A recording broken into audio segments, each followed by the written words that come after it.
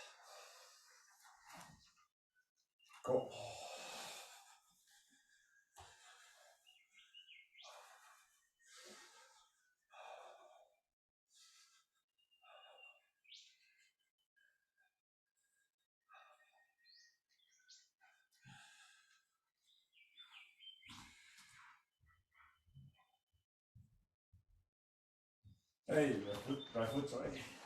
Hey. Hitsa, hitsa, hitsa, hitsa, hitsa, hitsa, hitsa, hitsa, hitsa, hitsa, hitsa, hitsa, hitsa, hitsa, hitsa, hitsa, hitsa, hitsa, hitsa.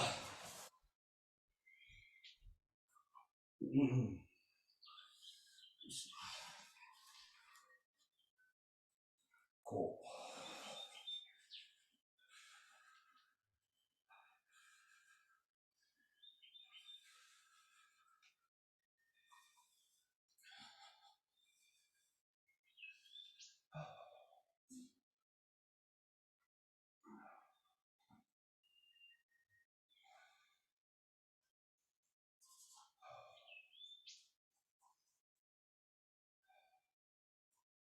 Hey.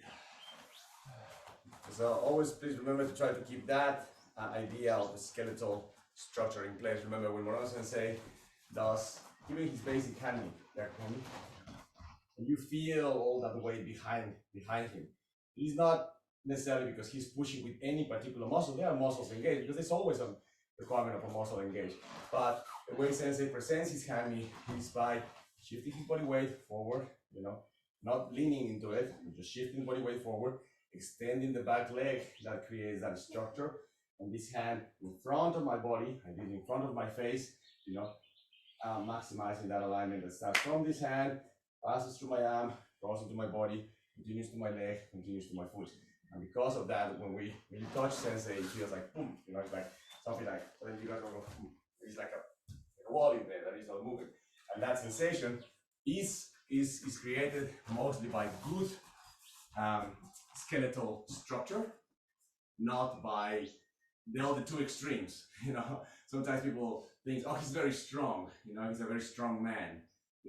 That's one extreme, which he tells how is not the case. He actually has muscular impediments for several reasons. So that's one extreme. He's a very strong muscular man. The other extreme is, oh, he has a very strong ki. And then we kind of say, well, it's not muscle, so it must be ki. It must be some form of other kind of mysterious energy that is keeping this structure in place. It's neither or. It's not the brute force of muscle. It's not this kind of mysterious, non-existing energy of ki. It's just good structural, good skeletal structure and alignment, and that kind of explains quite a fair bit of that sensation. But more often than not, people kind of shoot into these two extremes. You're like, oh, I must be very strong, or oh, I must have a very strong ki. Just keep good skeletal structure, and that will give the appearance of these two things, which is mostly that. Okay. All right.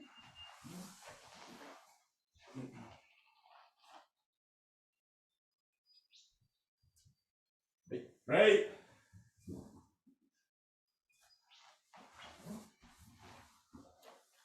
Hey. Arigatou gozaimashita. Thank you very much. Thank you.